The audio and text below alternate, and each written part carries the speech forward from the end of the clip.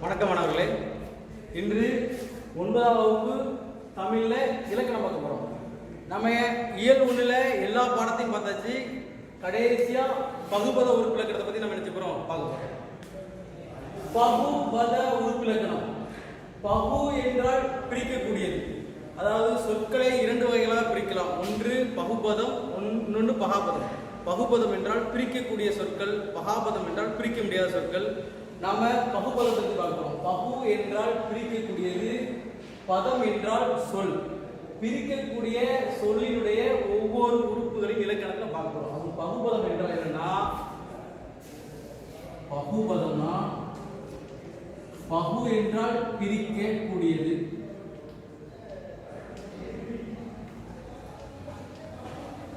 பதம் என்றால் என்னது? சொல். அப்போ பிரிக்கக்கூடிய சொல்லினுடைய உறுப்பிலக்கணத்தை நம்ம என்ன போறோம் பார்க்க போறோம். அதுல பகுபத உறுப்பிலக்கணத்துல ஒரு சொல்ல மொத்தம் 6 பகுதிகளா 6 உறுப்புகளா நம்ம என்ன செஞ்சலாம், ஒரு சொல்ல பிரிக்கலாம். பகுதி, விகுதி, இடைநிலை, சாரியை, விகாரம், சந்தி. இது பகுதி தான் முதல் நிலை. பகுதி தான் முதல் நிலையா இருக்கும். ஒரு சொல்லில பகுதி தான் முதல் நிலையா இருக்கும், விகுதி இறுதி நிலையா இருக்கும்.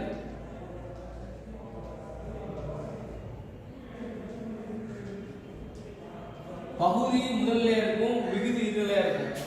இப்போ பகுதியை பத்தி பார்க்கும்போது இப்போ எடுத்துக்காட்டுக்கு ஒரு நம்ம சொல்ல எடுத்துருவோம்.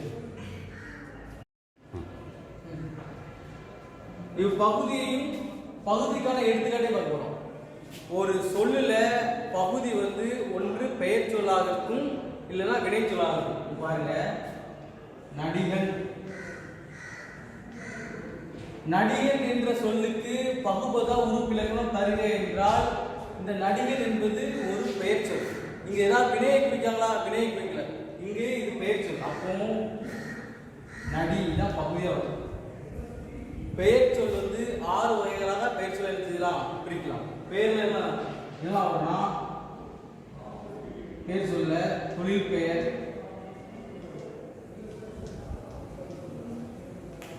இரண்டாவது பொருள் பெயர்,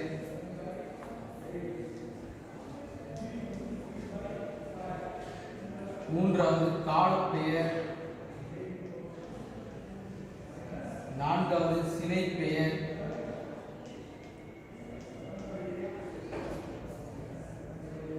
ஐந்தாவது குணப்பெயர்,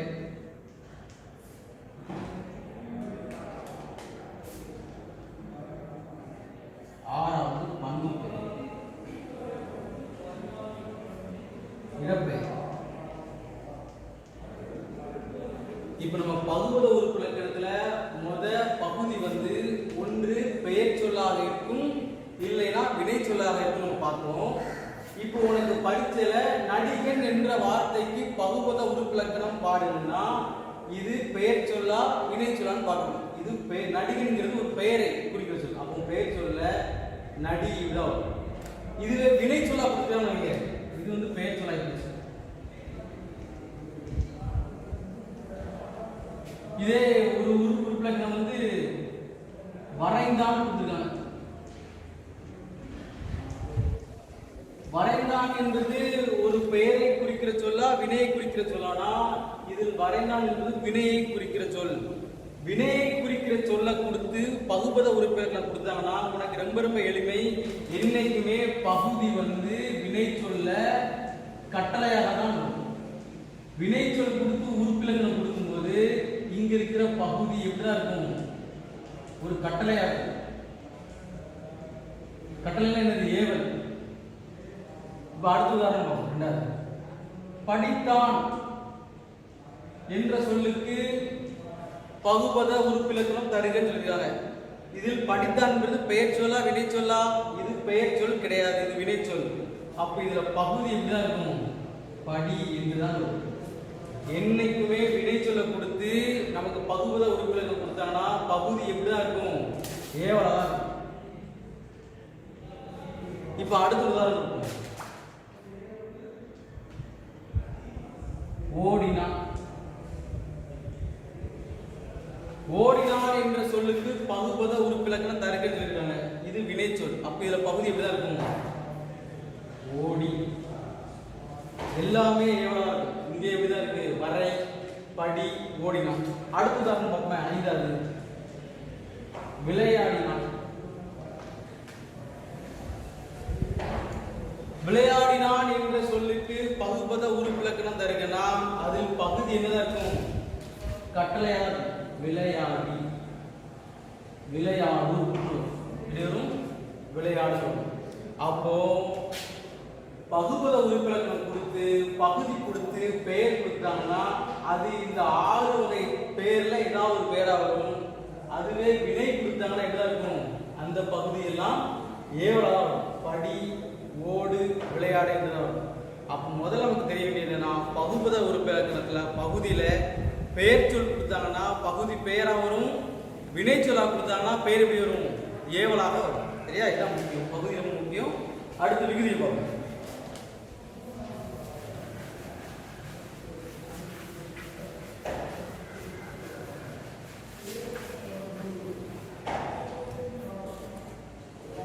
இரண்டாவது விகுதி.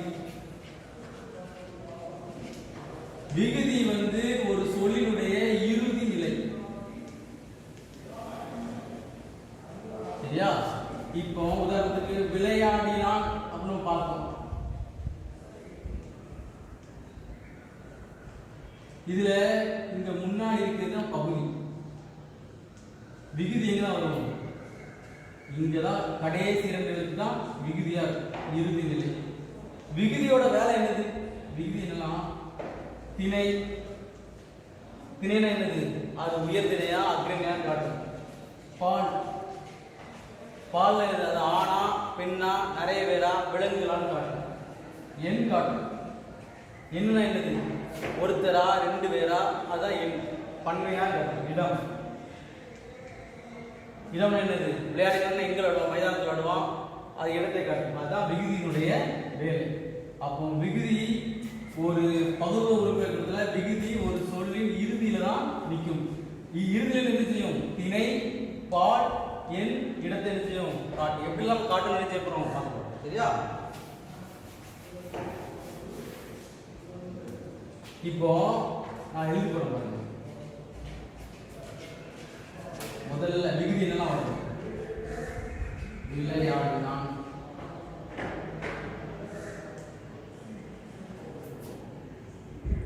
ஓடினான். இதுல கடைசி என்ன இருக்குது? இந்த இடத்துல ஆண் இருக்கா இல்லையா? இந்த உயிர்மை எழுத்து நம்ம பிரிக்கும் போது எப்படி இருக்கும்? இன் கூட்டல் ஆ அப்படின்னு வரும். அப்போ ஆண் இருக்கா? ஆண் இருந்தா இது என்னது? இங்கேயும் பாருங்க இன் கூட்டல் ஆ. இந்த உயிர்மை ஆண் வரும். அப்போ ஆண் என்று விகுதி வந்தால் இது என்னன்னா ஆண் பால் விளைவு.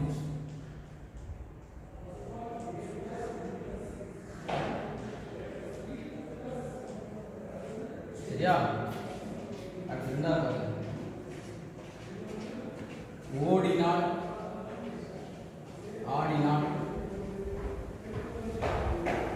இவ்வாறு ஆள் என்று வந்துச்சுன்னா இந்த இடத்துல இது வந்து பெண்பால்.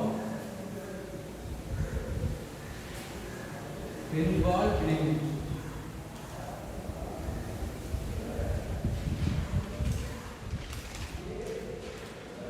இதுல இங்க மூன்றாவது பெற்றார், ஆடினார். ஆறு வந்துச்சுன்னா அப்படிங்கும்போது பலர்பால் விளைவு. பலர்பால் விளைவுக்கு விகுதி.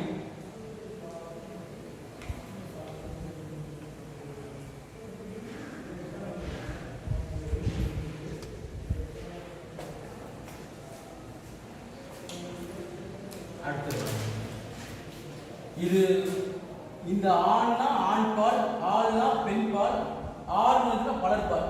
இதிலே திணைகளிலே அக்ரிணை வரும். இந்த மாதிரி ஆடியது, ஓடியது, எது ஆடியது? ஆடா இருக்கும் இல்ல மாடா இருக்கும். இதே மாதிரி தூள வந்துச்சுன்னா இது என்னது? ஒன்றன் பால். ஒன்றன் பால் வினைமுற்று விகுதி.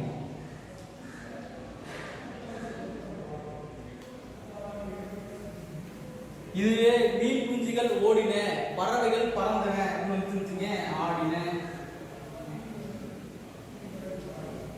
ஓடின, இது நேரம் வந்துச்சுன்னா இது என்னது?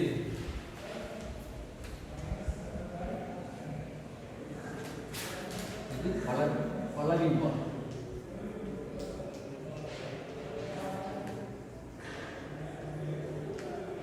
பலவின் பால் வினைமுற்று விகுதி. இது நடத்தி நான் பாடம் நடத்தி கேட்டுட்டே இருந்தா என்ன செய்யாது? புரிஞ்சு பார்க்காது, புரியாது. புத்தகத்தில் உள்ள பயிற்சிகளை செஞ்சணும், செஞ்சு பார்க்கணும். ஆடினான், ஆடினாள், பெற்றார், கொடுத்தார், மீன் குஞ்சுகள் ஓடியது, மீன் குஞ்சுகள் ஓடின. அப்ப நீங்க பயிற்சிகளை செஞ்சு செஞ்சு பார்க்கணும். இதுல வினைமுற்று என்ன வருது நீ பார்க்கணும். பார்த்தா தான் உனக்கு என்ன செய்யும்? புரியும். அடுத்த ஆடா, சிரிக்கிறேன், படிக்கிறேன். இப்படி வந்து என்னது? தன்மை. தன்மைனா யாரு? நான். தன்மை, ஒருமை, வினைமுற்று விகுதி. இதுவே சிரிக்கிறேன் இருக்கிற இடத்துல சிரித்தோம் வந்துட்டுனா சிரித்தோம், படித்தோம் அப்படின்னா நிறைய பேர் இருக்காங்க. அப்போ தன்மை, இங்க ஒருமை இருக்கு, இங்க பன்மை இருக்கு. பன்மை, வினைமுற்று விகுதி.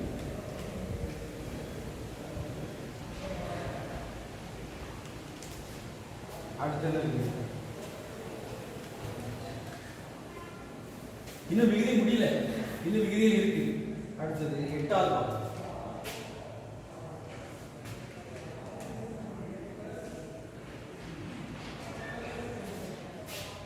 செய்தாய், வைத்தாய். இது நான் சொல்லாம எனக்கு முன்னாடி இருக்கிற வேற ஒரு ஆளை நான் சொல்றேன். நீ தான் செய்தாய், நீ தான் வைத்தாய் சொல்லணும். அப்ப என்னன்னா இது முன்னிலை. முன்னிலை, ஒருமை, வினைமுற்று விகுதி.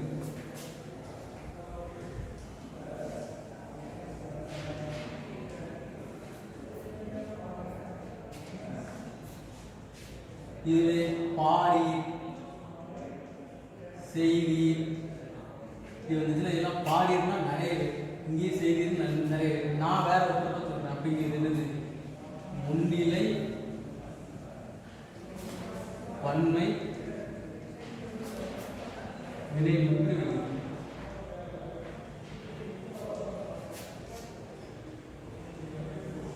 சரியா? அடுத்தது இருக்கு. அடுத்தது பெயரெச்சம். கடைசியில் பெயரெச்ச விகுதி. பெயரெச்ச விகுதி இருக்குன்னா ஆடிய, ஓடிய, பாடிய, வரும், இப்படி வரும். கடைசி இங்க வந்து ஆல முடியும் இந்த இடத்துல, இல்லைன்னா உம்முன்னு முடியும். இப்படி ஆலையும் உம்முலையும் முடிஞ்சா பெயரெச்ச விகுதி.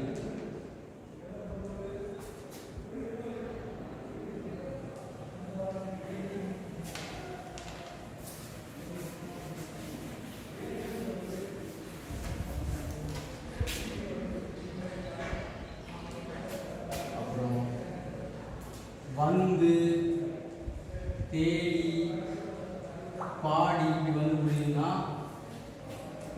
ஈலையும் ஊலையும் முடிஞ்சுன்னா வினையெச்சம். வினையெச்சம். வார்த்தை முடியும் போது வாழ்க, வாழிய, இவ்வாறு கே இய என்று முடிஞ்சு வச்சுக்கீங்க. கே இய முடிஞ்சுன்னா வியங்கோல் வினைமுற்று.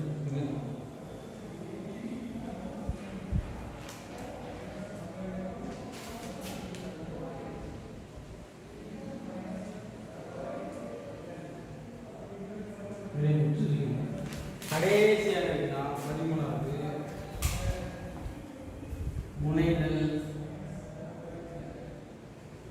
அவித்தல், எழுதுதல். இதே மாதிரி தல் என்று முடிஞ்சனால என்னதான் தொழில் பெயர் தான்.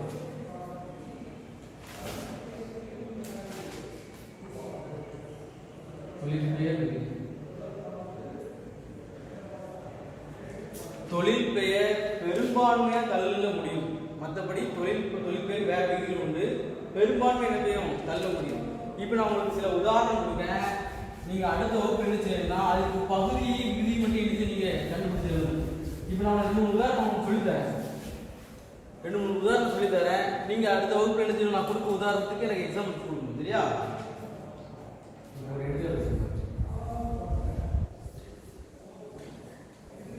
ஆடினான். ஆடினான் என்பது பெயர் சொல் கிடையாது, வினைச்சொல். வினைச்சொல்ல பகுதி ஒரு பிரச்சனை வரும் பொழுது பகுதி ஏவலாக தான் இருக்கும். அப்போ இதுல பகுதி என்னது? ஆடி என்பது பகுதி. இதுல விகுதி எங்களுக்கு கடைசியில் இருக்கு. கடைசியில ஆண் முடிஞ்சு. அப்ப விகுதி என்னது? ஆண். ஆண்பால். ஆண் ஆண்பால் வினைமுற்று விகுதி. அடுத்ததாக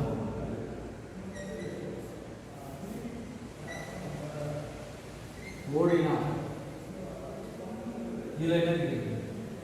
ஓடி பகுதி. இங்க இருக்கிற ஆண் வந்து ஆண்பால் வினைமுற்று.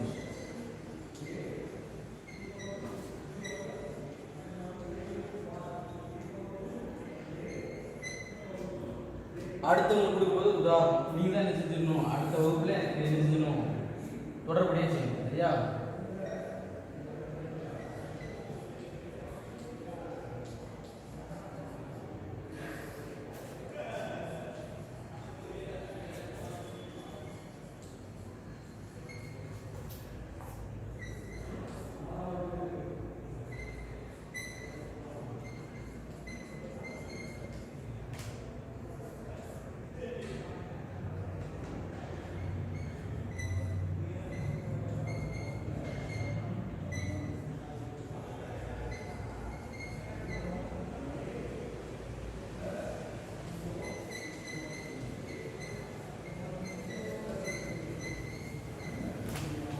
அடுத்த வகுப்புல எழுதினால், படித்தால், விளையாடினால், வைத்தால் இந்த 4க்கும் பகுதியையும் விகுதியும் நீங்க என்ன செய்யணும், எழுதணும். ரொம்ப முக்கியம் கவனிச்சுக்கோ. நாம இன்னைக்கு பகுதியும் விகுதியும் மட்டும் தான் பார்த்துருக்கோம். பகுதி 2 வகையா வரும். ஒன்று பெயர் சொல்லாக வரும், ஒன்று வினை சொல்லாக வரும். பெயர் சொல்லாக இருந்துச்சுன்னா எளிமையா போட்டுடலாம். வினை சொல்லாக இருந்தால் அது ஏவலாக தான் வரும். விகுதியா இருந்தால் விகுதி திணை பால் என்னிடம் காட்டும். அதில் ஆண்பால் வினைமுற்று, பெண்பால் இலைமுற்று, பலவின்பால், பலர்பால், ஒன்றன்பால், தன்மை ஒருமையின் நிறைய வகைகள் என்ன இருக்கும். நீங்க புரிஞ்சதை வச்சு இந்த எக்ஸாம்பிள் போடுங்க. மீதியான வகுப்புகளில் இந்த பெயரச்ச விகுதி, வினையச்ச விகுதி, வியங்கோல் வினைமுற்றெல்லாம் அவங்களுக்கு நினைச்சிடறேன் மிகவும் எளிமையாக நடத்துகிறேன். இந்த எளிமையான உதாரணத்தை நீங்க நினைச்சீங்க வீட்டில் போட்டு பாருங்க.